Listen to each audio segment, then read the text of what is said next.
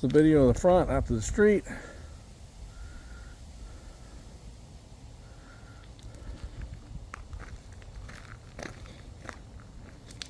Circle driveway. It's all shale, not concrete.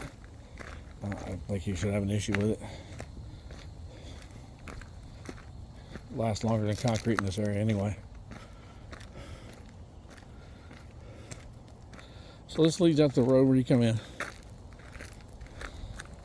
This is looking back down the property line.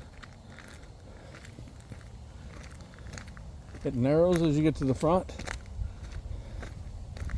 This T-post stranded hog wire fence here is going to most likely be your property line. You have, I'll get to that in a minute.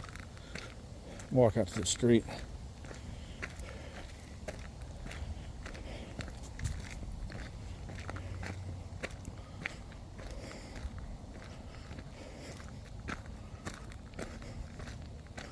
Okay, so it's rural, but it's not trashy. It's clean, isolated. So coming back in, we just came up the left side.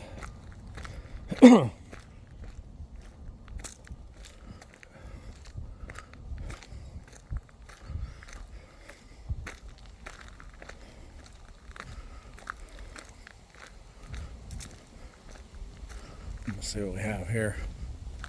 Okay, this is your well. My only advice, it's wrapped. My only advice would be build a small insulated type dog shed house around it to keep the wind off of it and the rain off of it in the winter when it freezes. Other than that, it's fine. So, come back down this side.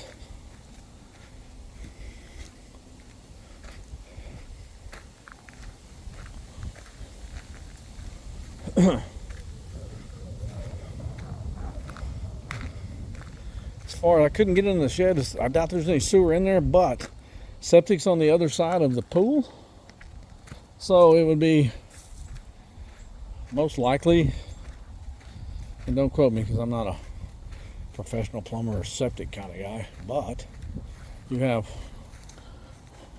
water right there on the post.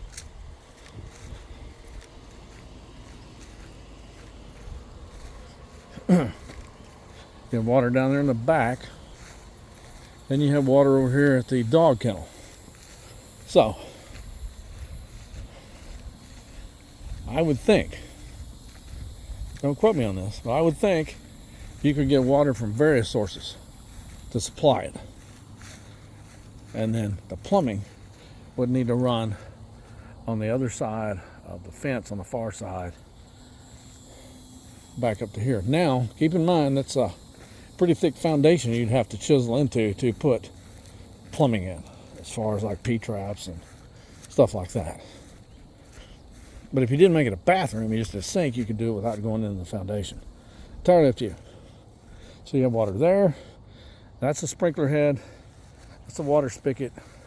Sprinkler head for septic. Property line in the back. Another water hose setup there on the other side of the tree. Fenced in perimeter around the backyard. Dog run if you have dogs. Or want dogs or get dogs. You have neighbors on both sides, but as many trees and underbrush you got, and the one in the back, it's pretty isolated. So, property, scale of 1 to 10, 9 plus. House, condition, everything else, I'd give it a 9. It's rather on the smaller side. It's only 1,800 square foot, but it's nice. And the only knock I have on the whole inside is the carpet needs to be restretched, and it doesn't have granite countertops. But those are minor upgrades. Looks like the rest of the property is set up fairly well. So, we're going to go back around front and wrap this tour up.